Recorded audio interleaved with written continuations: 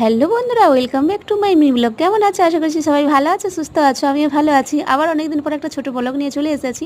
তো ছেলেকে দেখো টিউশন দিয়েছে, একটু ঘরে বসে বসে রেস্ট করছি, কারণ আজকে জানো তো সকাল থেকে যে উঠেছি একটুও বসতে পারিনি, পিঠ পাততে পারিনি। তো অনেক অনেক টায়ার্ড। তো চলো, এখনও এই যে দেখো রেস্ট নেই, এই যে চলে এসেছি রান্নাঘরে। তো দেখো কত বড় একটা মাছ তো বরমশাই নিয়ে এসেছে। তো তোমাদেরকে তো গত বছর শেয়ার করেছিলাম, এখানে একটা নরাজ বলে ব্রিজ আছে, তো ওখানে না এই বর্ষার দিনে অনেক মাছ পড়ে জানো তো। অনেকগুলো গেট আছে, গেট দিয়ে জল পাস হয়, বিভিন্ন ধরনের মাছ পড়ে। তো সেখানকেই আজকে বরমশাই চলে গিয়েছিল, কয়েকদিন ধরেই তো এখন বৃষ্টি হচ্ছে এখানে। তো মাছটা নিয়ে সেটাই আমি বলছিলাম বরমশাইকে একটু ক্যামেরা করে দাও। মাছটা কিন্তু ক্যামেরাতে দেখতে ছোট লাগছে, বাট অতটা ছোট নয়, অনেকটা বড়। বাট আমি এখন টেনশনে পড়ে গেছি কী করে মাছটা কাটবো। তো আঁশ তো ছাড়াতে পারিনি, যাই হোক বরমশাই একটা বুদ্ধি দিল, এই যে চামচে করে আঁশটা দেখো ছাড়িয়ে নিচ্ছি। তো 1.5 কেজির ওপর আছে। আর আমি না এত বড় মাছ কখনো কাটিনি, মানে প্রথম ঠিক আছে, এত বড় মাছ কখনো কাটিনি, আর আমি মাছ কাটতে ভালো পারিও না। তো যাই হোক অনেক কষ্ট করে লাস্টে মানে মানে যুদ্ধ, রীতিমতো যুদ্ধ করে বলতে পারো, লাস্টে কেটে নিয়েছি।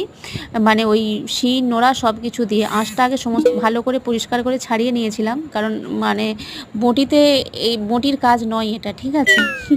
তো যাই হোক, তো চলো অবশেষে কেটেছি কোনো রকমে, ওই পাতলা পাতলা মোটা এই যা হয়েছে হয়েছে, বিক্রি করতে তো আর যাবো না। তো যাই হোক, তারপরে দেখো অনেক দেরি লাগলো মাছগুলো পরিষ্কার করে যে ধুয়ে নিয়েছি। আর আমি আর ছেলে দুজনেই মুড়া খেতে ভালোবাসি, ওই জন্য দেখো একটু মাছ রেখেছি, আর একটু বেশি রাখলেই ভালো হতো। আর মাছটায় না ডিম হয়ে গেছে, দেখো কতটা ডিম বেরিয়েছে। আর আমার ছেলে না মাছের আবার ন্যাজা খেতে ভালোবাসে, তো ন্যাজাটাও অনেকটা বড় রেখেছি। তো চলো এখন জলটা ঝরুক, আমাকে না প্রচণ্ড খিদে পেয়ে গেছে এই মাছ কেটে, তো একটু খেয়ে আসি। দুপুরবেলা আজকে বানিয়েছিলাম চিকেন কষা, ঠিক আছে।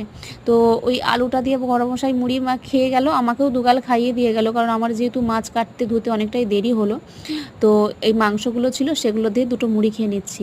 তো তারপরে আবার বসতে পারবো না জানো তো, একবার রান্না বান্না না হলে একদম রেস্ট নিতে পারবো না, কারণ আজকে মাছের ঝাল আর ভাত করতে বলেছে বরমশাই। তো চলো এখন মাছগুলো আগে ভেজে নিই, শেষে ভাতটা করব। তো কাঁচা মাছ বরমশাই কিছুটা নিয়ে গেছে দেবে বলে কাকে, আর একটু ডিমও নিয়ে গেছে, আবার এখানে মাছ ভাজতে বলেছে, ভাজা মাছও নিয়ে যাবে। তো দেখো বরের জন্য আগে এই যে ভেজে দিচ্ছি, কারণ ছেলেকে দিতে এসে নিয়ে যাবে।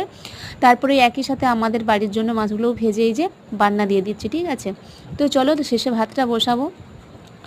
আর মাছের ডিম তো অনেকটাই বেরিয়েছে, কিছুটা বার করে রেখেছি, পেঁয়াজ আর কাঁচা লঙ্কা দিয়ে ভেজেছি, ও সেই লাগছে মাছের ডিমটা। আর এই যে মাছের মুড়োগুলো আজকেই দিয়ে দিয়েছি। আর আমি আর ছেলে যেহেতু দুজনেই খেতে ভালোবাসি, দেখো দুজনে দুটো মুড়ো। তো চলো খেয়ে নিই। তো সেই ছিল কিন্তু মাছটা, জ্যান্ত মাছের স্বাদই আলাদা। তো চলো আজকের মতো মিনি ব্লগটা এইটুকুই, টাটা, সবাই ভালো থেকো, সুস্থ থেকো, গুড নাইট, বাই।